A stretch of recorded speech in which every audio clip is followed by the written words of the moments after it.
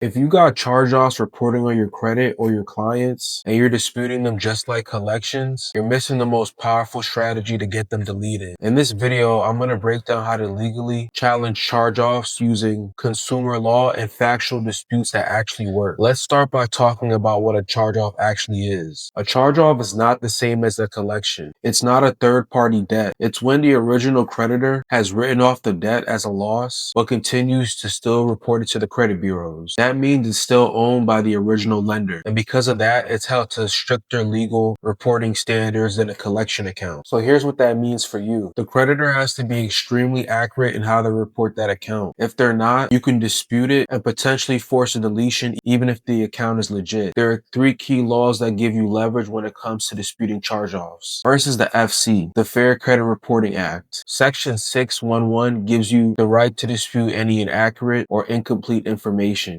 Section 607B requires data to be maximally accurate, and Section 623 requires furnishers to update or delete data that can't be verified. Second is the Truth in Lending Act. It applies if there are errors in how interest fees or balance are reported. And finally, the Fair and Accurate Credit Transactions Act. You have the right to receive and review all consumer data reports maintained by a data furnisher, and it must be correct and complete. These laws together create a framework that requires creditors to legally report data that is not generally accurate, but specifically and factually correct in every detail. So here's the biggest mistake that people make when disputing charge-offs. They treat them like collections and send basic disputes with no real substance. Here's an example of that. This account is not mine, or please verify this account. If you're finding this video helpful so far, make sure you hit that subscribe button, because I drop new credit and funding videos every single week that you won't find anywhere else. So you don't want to miss the next video. So make sure to hit that subscribe button.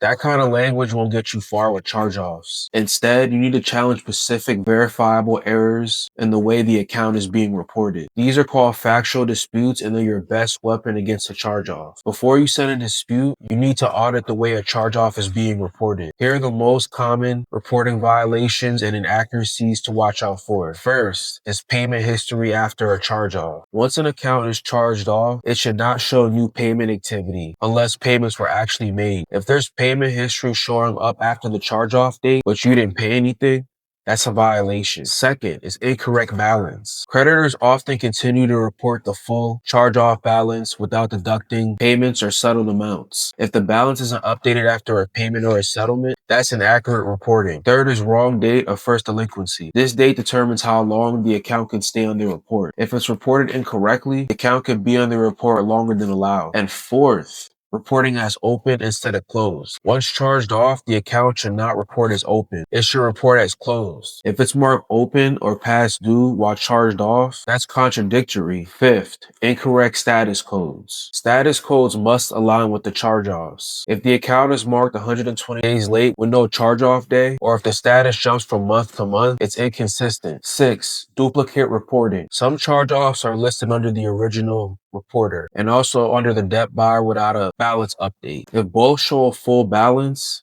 that's double reporting, and it's inaccurate and illegal. Each one of these errors is a reason to file a dispute based on factual inaccuracy under the FC. Now let's walk through the dispute process step by step using legal and factual foundations that we just laid out. Step 1, review and document the errors. To document, use a detailed credit report to compare how the charge-off is being reported across all 3 credit bureaus. Document all discrepancies in dates, balance, payment history, and status. Then draft a factual dispute letter. Do not use generic templates. Your letter should reference specific violations, like this account shows a balance after charge-off with no record of payment. This is factually incorrect. This account is marked open despite showing a charge-off date. Per Metro 2 guidelines, a charge-off account must be closed. The data first delinquency is missing or inaccurate, which impacts the 7-year reporting period. Please update or delete. And step 3, mail to each credit bureau reporting the error. Go ahead and mail the letters to each one of the 3 credit bureaus disputing the charge-off. Include your documentation, clearly marked and highlighted where the errors exist. Step 4, track the timeline. Credit bureaus have 30 days to respond under the FC Section 611. If no response or incorrect response is received, follow up and escalate. More on that a little bit later. So let's say you file your dispute and the bureau comes back saying the account is verified. Well, what now? That just means the data furnisher confirms confirm that the information is correct, but it does not mean that the information is legally correct or legally compliant. So here's what you could do next. You could redispute with amplified language. Reference your original dispute, restate the error, and include stronger legal citations like the FC Section 611